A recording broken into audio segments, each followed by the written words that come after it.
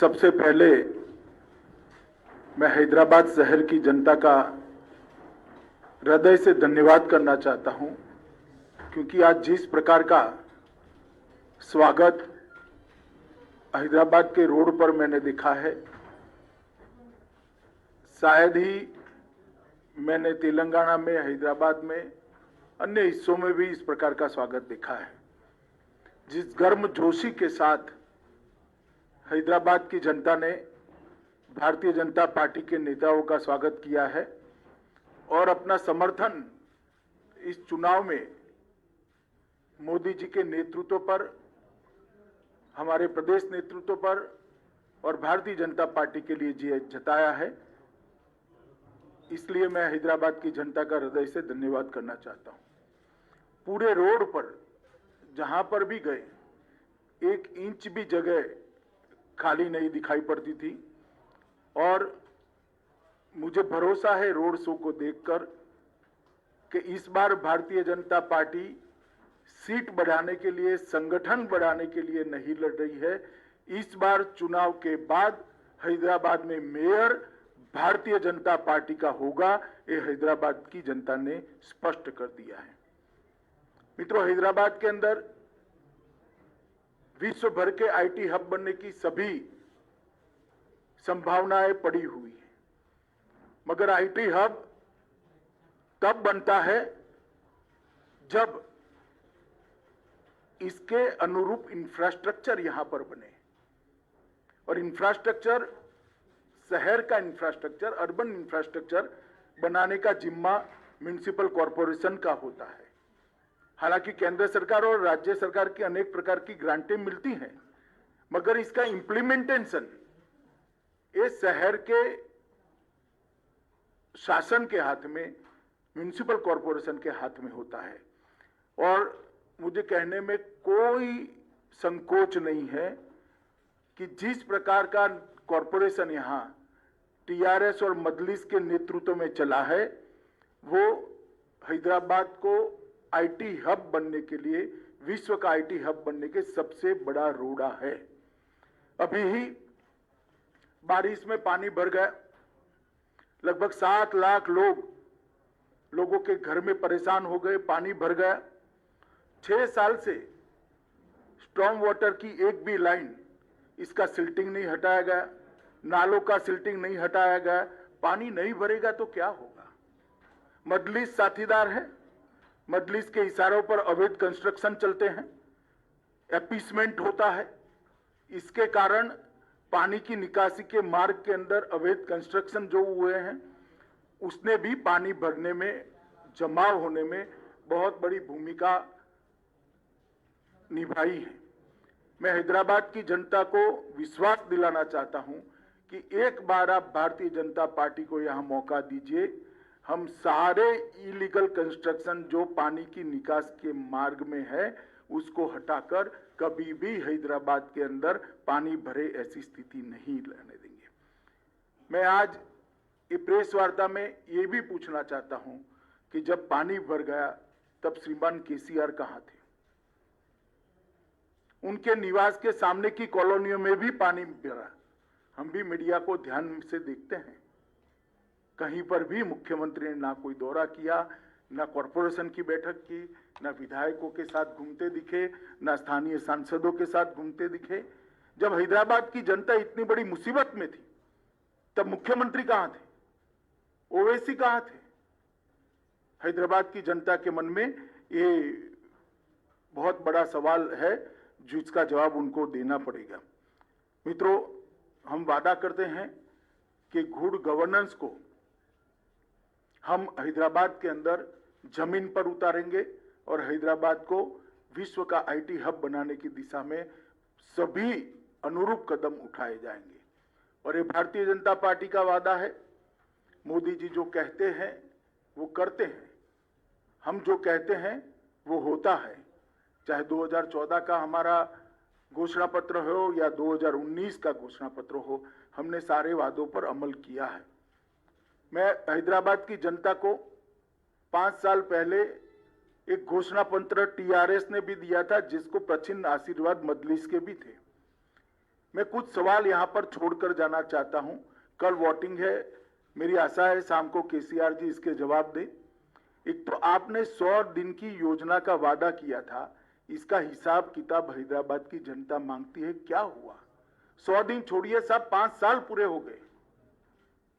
उसमें से कुछ भी करा हो तो हैदराबाद की जनता के सामने रखिए। एक सिटीजन चार्टर आप देने वाले थे, उसका क्या हुआ? सिटीजन चार्टर छोड़िए, इसका पहला पृष्ठ भी तैयार नहीं हुआ है अभी। और रोजमर्रा के काम के लिए, गटर की सफाई के लिए, रोड की सफाई के लिए, रोड की स्ट्रीट लाइट के लिए हैदराबाद की जनता धक्के खा रही है। 32,000 से ज्यादा नल कलेक्शन गरीब बस्तियों में देने थे। हमने हिसाब किताब लगाया, हमारे कार्यकर्ताओं ने 20% से ज्यादा आप नहीं दे पाए हो।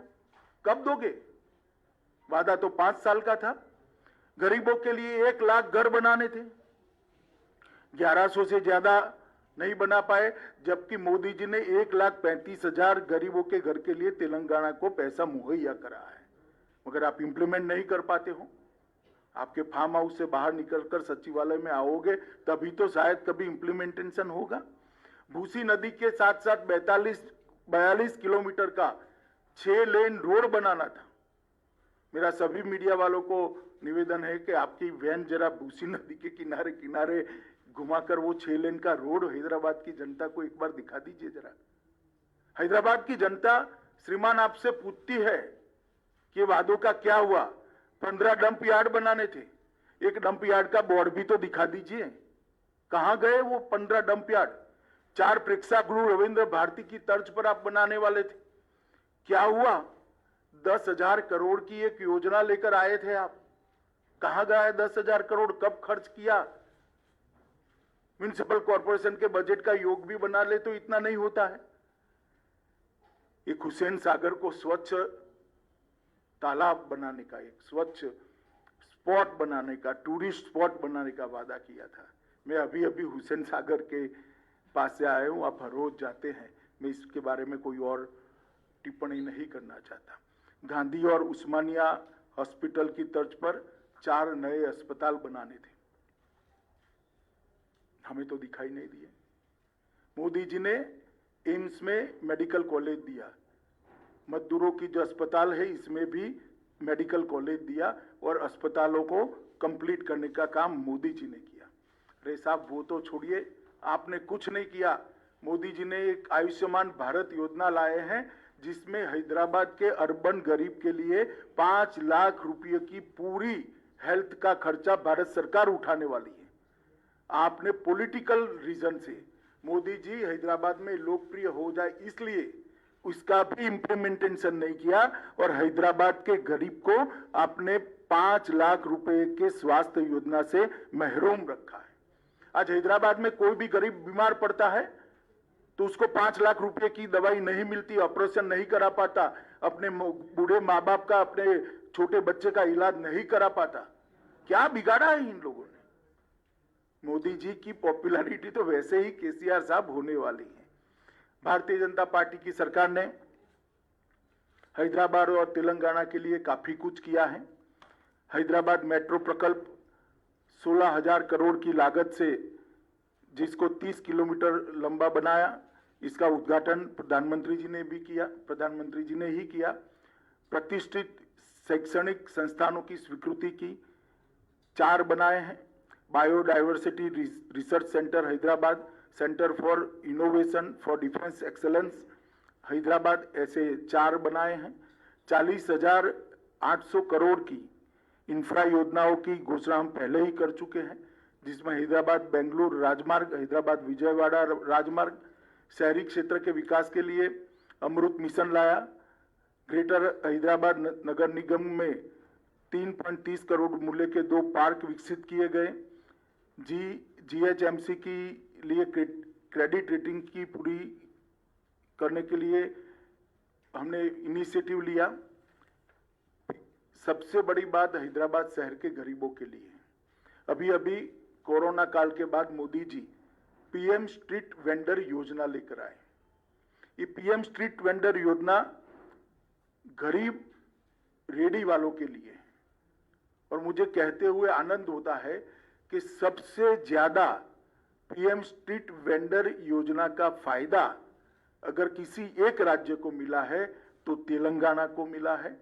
3 लाख लोगों को पीएम स्ट्रीट वेंडर योजना के तहत लोन देने का काम किया गया और सबसे ज्यादा किसी बड़े शहर में दिया गया है तो हैदराबाद को दिया गया है। 30,000 से ज्यादा पीएम स्ट्रीट वेंडर के लोन दिए गए। लगभग और 72 किलोमीटर लंबी रेल परियोजना मेट्रो की लागू हो रही है। इसके अलावे हैदराबाद के लिए पहले पासपोर्ट की बहुत बड़ी दिक्कत थी, अब पूरी व्यवस्था को प्रोफेशनलाइज कर दिया गया है और सारा काम टेक्नोलॉजी बेस कर एक अद्यतन पासपोर्ट ऑफिस यहां पर बनाने का काम किया है। और इसके साथ साथ हैदराबाद के अंदर ये आईटी का बड़ा हब है। देश भर के युवाओं के लिए मोदी जी ने ढेर सारे योजनाएं और ढेर सारे प्लेटफॉर्म उपलब्ध कराए हैं। इसका परिणाम है कि दुनिया भर में आर्थिक संकट है, मगर एफडीआई इनफ्लो सबसे ज्यादा भारत में है। एफआईआई इनफ्लो भी नवंबर में रिकॉर्ड जगह पे पहुंचा है। आईटी सेक्टर का इन्वेस्टमेंट जो हो रहा है, इसका सबसे बड़ा फायदा हैदराबाद को हो रहा है। हमने देखा है कि हैदराबाद में भारत की योजना और प्रधानमंत्री जी के सबसे संपर्क से कई बड़ी बड़ी कंपनियां आकर्षित होकर यहां पर अपना इन्वेस्टमेंट किया है और मेक इन इंडिया की चमक भी हैदराबाद के अंदर बढ़ी है। मोदी जी ने एक बहुत बड़ा रिफॉर्म किया है। अब न केवल वर्क फ्रॉम होम, इसकी जगह वर्क फ्रॉम एनीवेयर के लिए रास्ता खुला है और इसका सबसे बड़ा फायदा हैदराबाद के युवाओं को होने वाला है, जो आईटी प्रोफेशनल है उनको होने वाला है। ये मिनी भारत है। भारत भर के युवा यहाँ आते हैं, इनको वर्क फॉर होम की साथ साथ वर्क फ्रॉम एनीवेयर, ये योजना का सबसे बड़ा फायदा अगर किसी एक शहर के युवाओं को होना है तो वो हैदराबाद को होना है। स्टार्टअप के लिए भी बहुत ध्यान दिया गया है। ढेर सारी प्रायोरिटी में डिटेल में जाना नहीं चाहता, मगर स्टार्टअप को मोदी जी ने खुद एक थ्रस्ट देकर एक नए उद्यमियों के लिए एक बहुत बड़ा प्लेटफॉर्म तैयार किया है। इसका भी सबसे बड़ा फायदा हैदराबाद को होने वाला है। स्टार्टअप्स के लिए व्यापार में आसानी हो, इसके लिए एक नया बिजनेस फ्रेंडली इकोसिस्टम तैयार कर बहुत तेजी से इस पर आगे बढ़े हैं। ईज ऑफ डूइंग बिजनेस के अंदर भारत ने ग्लोबल रैंकिंग में बहुत बड़ी जंप लगाई है और इसके साथ साथ इनोवेशन इंडेक्स में भी हमारी रैंकिंग बहुत बेहतर हुई है।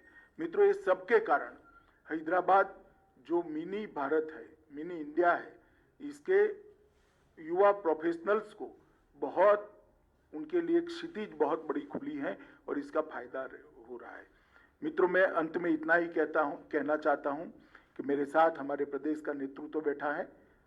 मैं आपको हैदराबाद की जनता को भरोसा दिलाना चाहता हूं कि हम हैदराबाद को नवाब निजाम कल्चर से मुक्त होकर एक मिनी इंडिया बने, ऐसा शहर बनाने की दिशा में आगे बढ़ेंगे। निजाम कल्चर को त्याग कर एक आधुनिक शहर बने, इस प्रकार का हम हैदराबाद को बनाएंगे। यहाँ किसी का अपीसमेंट नहीं होगा, किसी के साथ अन्याय भी नहीं होगा। इस प्रकार की नई कार्य संस्कृति का विकास हम यहाँ पर करेंगे। हम डायनेस्टी से डेमोक्रेसी की ओर जाना चाहते हैं। चाहे ओवैसी साहब की पार्टी हो, चाहे टीआरएस की पार्टी हो, हमें तो बहुत सवाल करती हैं, मगर मैं पूछना चाहता हूं कि इतने बड़े तेलंगाना में आपके परिवार के अलावे आपको कोई नहीं मिलता है जी? आपके बाद आपका परिवार ही क्यों आता रहता है और किसी में टैलेंट ही नहीं है? हम डायनेस्टी से डेमोक्रेसी की ओर देश के लोकतंत्र को ले जाना चाहते हैं, हैदराबाद और तेलंगाना को ले जाना, भ्रष्टाचार से पारदर्शिता की ओर ले जाना चाहते हैं। भ्रष्टाचार सारी सीमाएं लांघ गया। अपने अपने रहन सहन को देख लीजिए तो आपको मालूम पड़ेगा कि किस प्रकार का भ्रष्टाचार तेलंगाना की जनता ने सहन किया है। तुष्टीकरण से हम सम विकास की ओर जाना चाहते हैं। किसी का अपीसमेंट नहीं करेंगे, सबको बरोबर मौके मिलेंगे और हैदराबाद की जनता का बहुत बड़ा हिस्सा जो अपमानित महसूस करता है अपने आप को, उनको हम भरोसा दिलाना चाहता है किसी की भी हिम्मत नहीं होगी आपको दोयम दर्जे के नागरिक बताने की। इस प्रकार का सम विकास का हम वातावरण करेंगे। बाढ़ से डूबे शहर को बाढ़ मुक्त शहर बनाना चाहते हैं। और मैं एक सवाल फिर से श्रीमान चंद्रशेखर राव जी से पूछना चाहता हूं, ये मजलिस के साथ आप जो समझौता करते हो इसमें हमें कोई आपत्ति नहीं है, कोई आपत्ति नहीं, कर सकता है लोकतंत्र में कोई भी व्यक्ति किसी के साथ भी जाता है, मगर गुप्त समझौता क्यों करते हो? इतनी हिम्मत क्यों नहीं है कि मजलिस के साथ खुलेआम सीट शेयरिंग कर लड़े? एक कमरे के अंदर इलू इलू कर आप सीटें बांटते हो। सार्वजनिक रूप से हैदराबाद की जनता के सामने अभी भी प्रचार में 1 घंटा बाकी कह दीजिए कि हाँ हमारा मजलिस के साथ समझौता है। क्यों हिम्मत नहीं है आपकी? इसका जवाब केसीआर और मजलिस दोनों ने होना चाहिए। और मित्रों, मैं मानता हूं कि आज सरदार पटेल के कारण ही ये हमारा तेलंगाना यहां से लेकर मराठावाड़ा तक और हैदराबाद भारत के साथ जुड़ा हुआ है। जिन्होंने उस वक्त पाकिस्तान में जाने की मुहिम चलाई थी, वो सभी संस्कृति से, ये निजाम संस्कृति से हम मुक्त कर एक विकसित शहर हैदराबाद को देना चाहते हैं। इसलिए मेरी हैदराबाद की जनता से करबद्ध निवेदन है कि एक मौका भारतीय जनता पार्टी को दीजिए। हम हैदराबाद को विश्व का आईटी हब बनने के लिए पूरे इंफ्रास्ट्रक्चर की तैयारी करेंगे और मोदी जी का आशीर्वाद है ही है, तो हैदराबाद अपने आप आईटी हब बनेगा, इसको मुझे भरोसा है। मेरी बात समाप्त हुई। आप एक एक कर सवाल पूछ सकते हैं। यहाँ से कोई जो नाम बोलेंगे उसको करेंगे। जल्दबाजी मत करिए, सब सवालों के मैं जवाब दूंगा।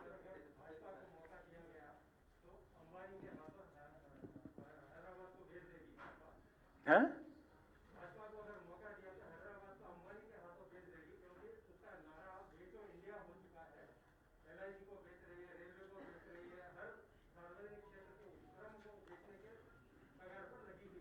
चलिए साहब, ये सबको इसका जवाब मालूम है। भारतीय जनता पार्टी कोई एक म्युनिसिपल कॉरपोरेशन में सत्ता में आने वाली पार्टी नहीं है। हमारा इस देश के 17 से ज्यादा राज्यों में शासन है, केंद्र में कई बार हम शासन में रहे हैं। हमें देश की जनता जानती है और बार बार वोट भी देती है। जो ये आरोप लगाते हैं उन्होंने आत्मचिंतन करना चाहिए कि उन्होंने क्या करा है। सर, ओवैसी ने कहा है कि अगर यहाँ पर इलीगल रोहिंग्या पाकिस्तानीज या बांग्लादेशीज रहते हैं तो होम मिनिस्टर अमित शाह क्या कर रहे हैं, कार्रवाई क्यों नहीं करते? भाई, मैं जब कार्रवाई करता हूं तब तो हाय तौबा करते हैं पार्लियामेंट में। देखा नहीं है आपने कितनी बड़ी आवाज में रोते हैं? और ये एक बार लिख कर मुझे दे दे, बांग्लादेशी और रोहिंग्या को निकालना है, बाद में मैं करता हूं। जरा लिख कर देने के लिए बोल दीजिए उनको। सिर्फ चुनाव में बात करने से नहीं होता है, जब निकालने के लिए पार्लियामेंट में बहस होती है, कौन इनका पक्ष लेता है? देश की जनता जानती है, सबने लाइव टेलीविजन पर देखा है। भारत का केसीआर सर ये कहते हैं, केसीआर चीफ मिनिस्टर ये कहते हैं कि सेंट्रल की तरफ से कोई फंड्स नहीं पहुंचे हैं स्टेट गवर्नमेंट को, जबकि जब बाढ़ आई है कहीं भी होने दो, कुछ सेंट्रल की तरफ से उनको कोई सपोर्ट नहीं मिला है।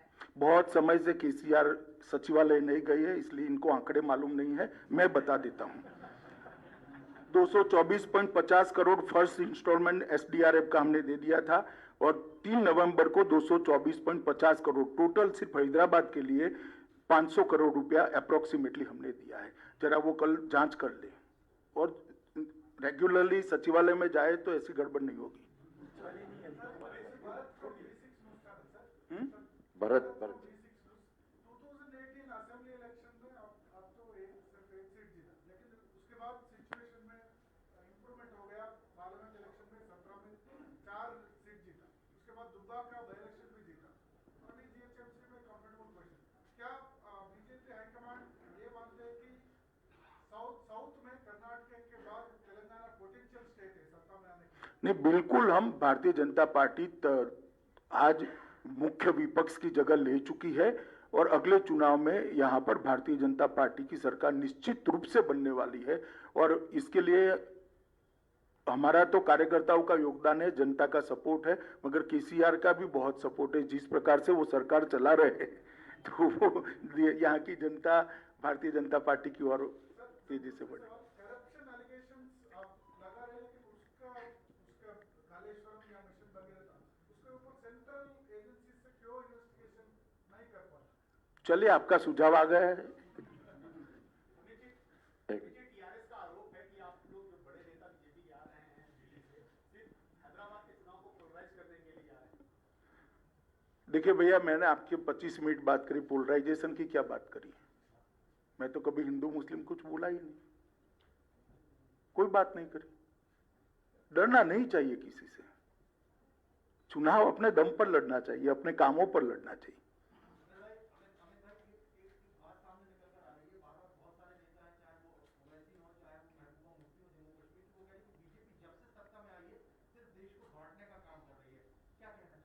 देश तो भैया 1947 में बटा था, उसके बाद बटा ही नहीं है। और किसने बांटा था आपको मालूम है? और बटता था तब तेलंगाना को कौन पाकिस्तान के साथ जोड़ने की बात करता था, वो भी आपको मालूम है। इसका जवाब पहले ओवैसी दे। अमित जी, आपने चुनाव प्रचार आज रोड शो की शुरुआत की है, वो भाग्य लक्ष्मी मंदिर आप गए हैं। भाग्यनगर नाम बदलने की मांग बीजेपी की ओर से उठाई जा रही है। आपका भाग्य लक्ष्मी मंदिर जाना, वहां से पूजन करके शुरुआत करना, क्या ये उसी बात को रिफ्लेक्ट करता है? देखिए, मैं भाग्यलक्ष्मी मंदिर के अंदर मेरी व्यक्तिगत श्रद्धा के माँ के चरणों में रखने के लिए गया हूं। इसके कोई गलत अर्थ न निकाले जाए। भाग्यनगर आप चाहते हैं ना बदला जाए? मैंने जो कहना था वो कह दिया ना भैया। मैं भाग्यलक्ष्मी मंदिर में माँ के दर्शन करने के लिए गया था, इसके और कोई निहितार्थ निकालने की जरूरत नहीं। पिछले सालों में कभी हैदराबाद ने ये नहीं देखा कि इतने बड़े नेता बीजेपी के म्युनिसिपल कॉर्पोरेशन इलेक्शन के लिए आए हैं, तो क्या ये कहना सही हो गया? एमआईएम के नेता बिहार जा रहे हैं, 5 इलेक्शन वहां पर जीत चुके हैं, तो इसीलिए इसी साल असदुद्दीन ओवैसी के गढ़ आकर एमआईएम के गढ़ सारे नेता आ रहे हैं बीजेपी। देखिए, जहां तक भारतीय जनता पार्टी का सवाल है, कोई चुनाव को हम छोटा नहीं मानते हैं। कई चुनावों के अंदर हमारे राष्ट्रीय नेतृत्व ने म्युनिसिपल कॉर्पोरेशन के चुनाव में हिस्सा लिया है, और हमारे लिए जनता जहां मैंडेट देती है वहां हमारी आइडियोलॉजी का, हमारे डेवलपमेंट के एजेंडा का और मोदी जी के विजन का प्रचार करना ये हमारा अधिकार है। और हम हैदराबाद के चुनाव को छोटा नहीं मानते।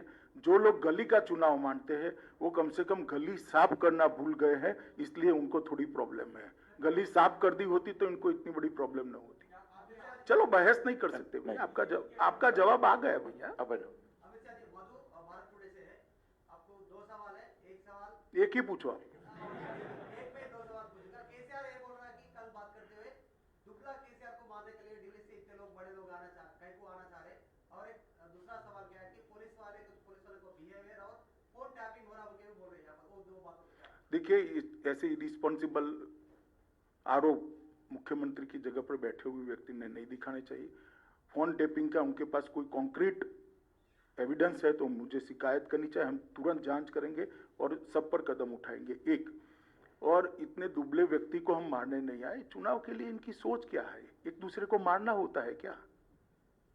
क्यों मारेंगे भैया? हम आपको भगवान 100 साल का करे, हमें कोई आपत्ति नहीं। हम आपको मारने नहीं आए हैं। हम हैदराबाद की स्थिति सुधारने आए, क्योंकि आप घर के बाहर निकलते ही नहीं हो। सर, केसीआर ने ये भी कहा था कल उनके पब्लिक मीटिंग में कि कुछ डिविजिव फोर्सेस हैदराबाद में आ रहे हैं, एंटर हो रहे हैं और हैवॉक क्रिएट। वो ओवैसी जी के लिए क्या है?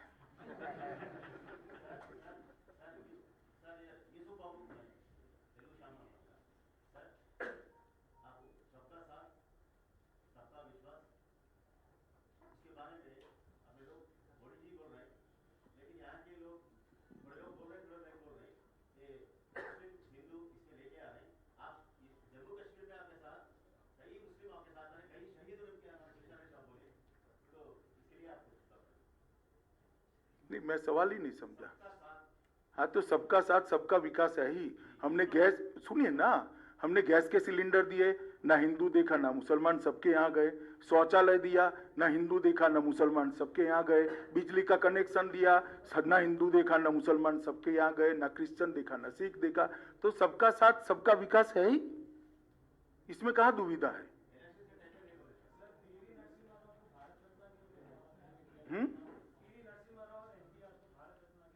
चले ऐसे मामले यहाँ नहीं चर्चा होती हुई है। सर, क्या आप हैदराबाद की जनता को ये आश्वासन दे सकते हैं कि अगर बीजेपी जीएचएमसी में आती है तो मोदी जी के तमाम स्कीम जो है वो इम्प्लीमेंट होंगे हैदराबाद के अंदर? 100% स्कीमें इंप्लीमेंट होगी और जो करप्शन बंद हो जाएगा, इससे म्युनिसिपल कॉर्पोरेशन का बजट भी काफी बढ़ जाएगा काम करने के लिए। अरे यार बाकी लोग नेक्स्ट चलो छोड़ो बाकी लोगों को, ऐसे नहीं होता, ऐसा नहीं होता।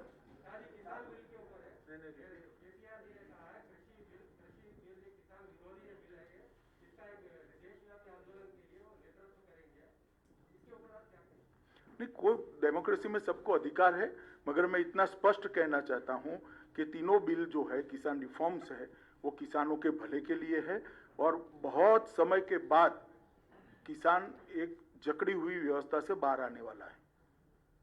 राजनीतिक विरोध जिनको करना है वो कर सकते हैं और केसीआर भी पूरे देश में घूमना है तो घूम ही सकते हैं। 19 में भी घूमे थे, अपने राज्य में स्थिति क्या हुई आपको मालूम ही है।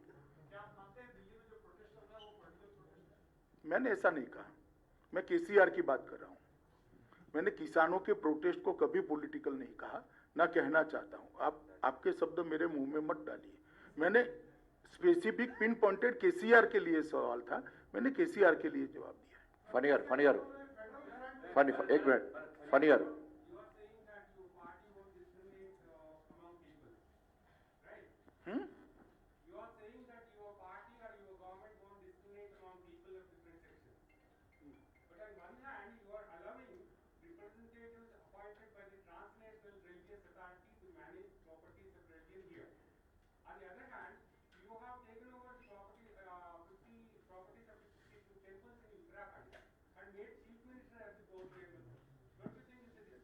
नहीं, ऐसा नहीं है। ये सार्वजनिक ट्रस्ट बना है उत्तराखंड सरकार ने और इसमें अंत में तो थोड़ा स्टेबल होने के बाद जनता के प्रतिनिधि ही आने वाले हैं।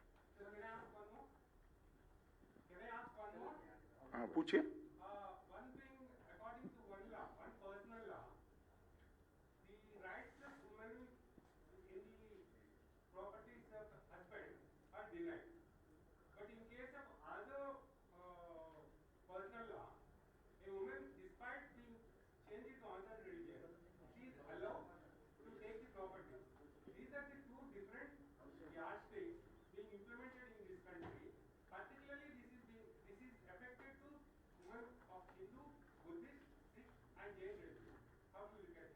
देखिए ऐसी कोई डिस्क्रिपेंसी है तो उसको जिन्होंने कानून लाया वो जरूर देखेंगे और कोर्ट भी देखेगी। आप क्या पूछ रहे हैं? एक सेकंड भाई, एक सेकंड।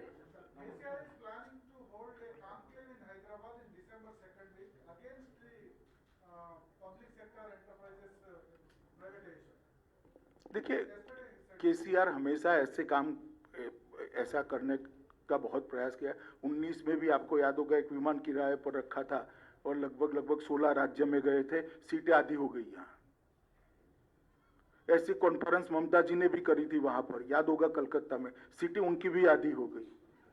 अब आधी बची है, इसका क्या होगा वो देखो आगे। चलिए सबका धन्यवाद, बहुत बहुत धन्यवाद।